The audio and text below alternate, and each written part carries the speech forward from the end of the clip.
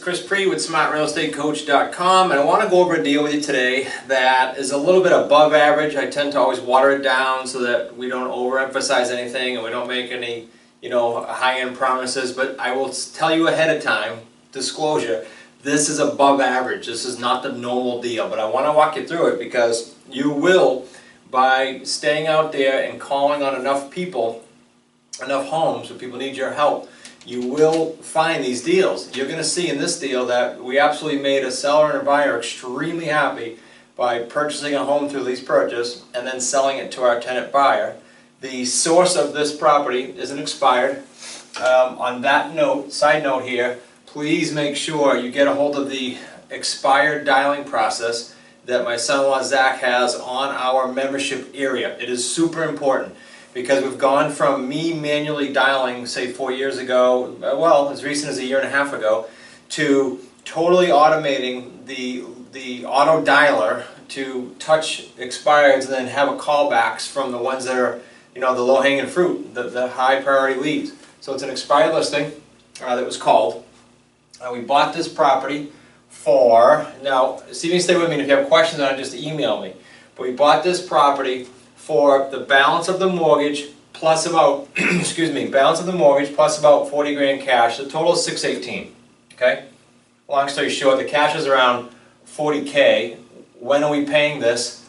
At the end of the term, and the mortgage is the difference there, whatever that comes to. Okay? Now, the mortgage, the price of the mortgage, because they had a first and a second, and they decided they'll keep paying on the second because it's part of a line of credit they use. Long story short, we're only paying on the first, but the lump sum has to be paid off at the end. Okay, so the first mortgage is only $1,260, but this property has a very high tax rate. It's in a flood zone, so it has flood insurance.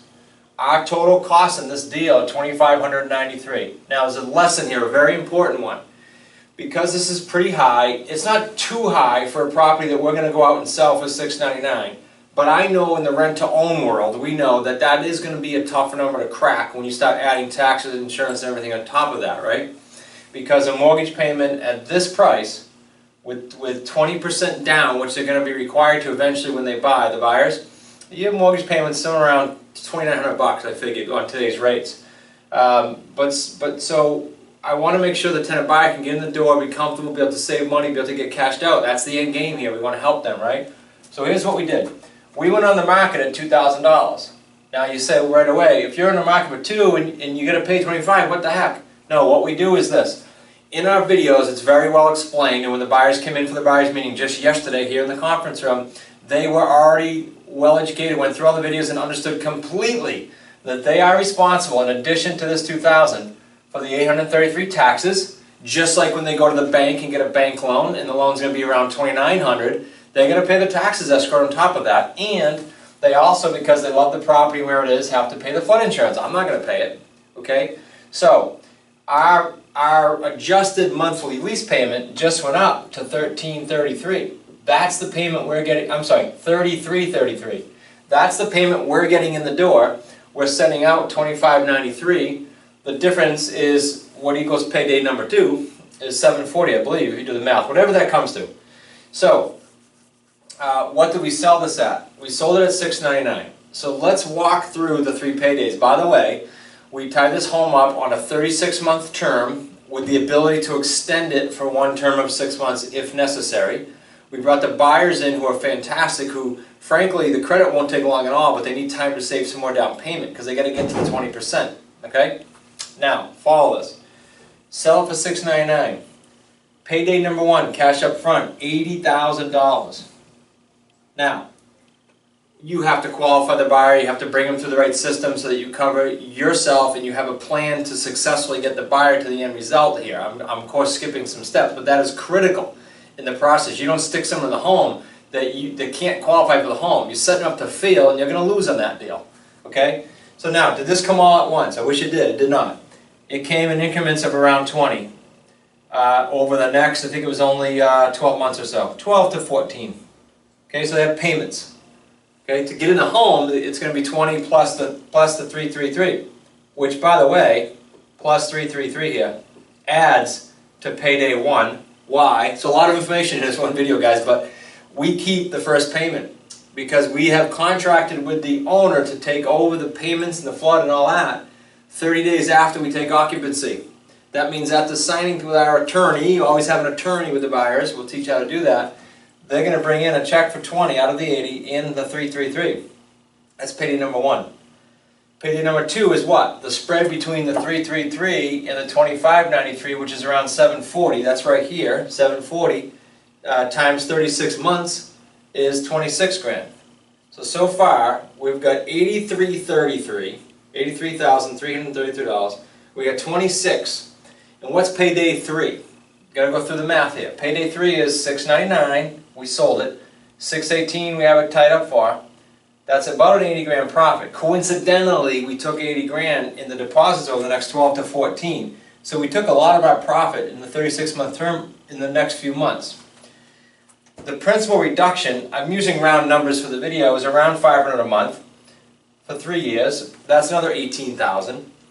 Less than money paid, as I just said, 80. So you come out with about another $18,000. Guys, add this up. 83,333. 26 comes to what? 106, 109,000. 109,000 plus 18 is 127. So, on one deal, on an expired listing, it's 127K over 36 months. Now, is it worth it for you to understand how to get to and properly speak with the right scripts expired calls? Is it important for you to understand how to get to more of those in a shorter period of time once you have the right script and the technology? I would think so. Is it worth it for you to learn how to structure deals so something like this with a high price tag can get sold by marketing it this way with the added cost to the homeowner because they are behaving like a homeowner? Absolutely it is. But this deal structuring, if you to become the real estate master, which is what we're working on with everyone, there's not a set algorithm that says do this and every time you get this and every time you get this deal you get this. I wish there was. You are going to learn how to structure sandwich lease deals better and better as you do them in the trenches with us, which we offer in our JV program, but it's going to take you getting in the fire and doing a few of them. There is no push button easy answer. I wish like a lot of the other gurus I could tell you that. I'm not going to lie to you. There's not. You got to learn this stuff and you got to do it with us. Is it worth it then for you to do all this, understand how to do that, and do several of these per year?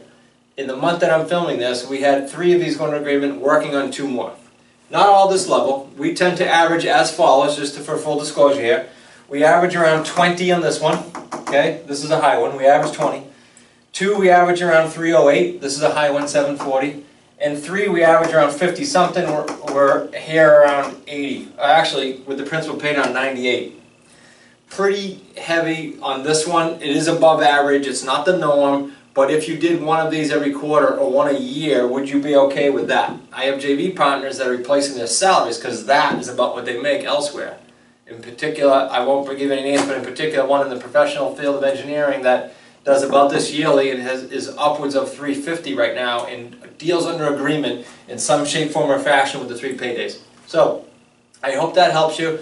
If you're watching this on our website because you remember, great. If you're on YouTube or other and you have not dove into the webinar and some of the other things we offer, please do that. You're doing yourself an enormous disservice if you're not diving into some of this material, if in fact you want to get to something like that for a result or some set of that until you get really good at it, okay? Make it a great day.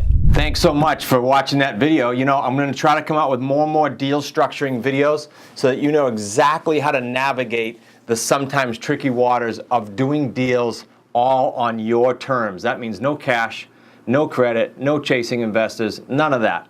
You being able to navigate on deals. Now, how would you like to do those deals on your own?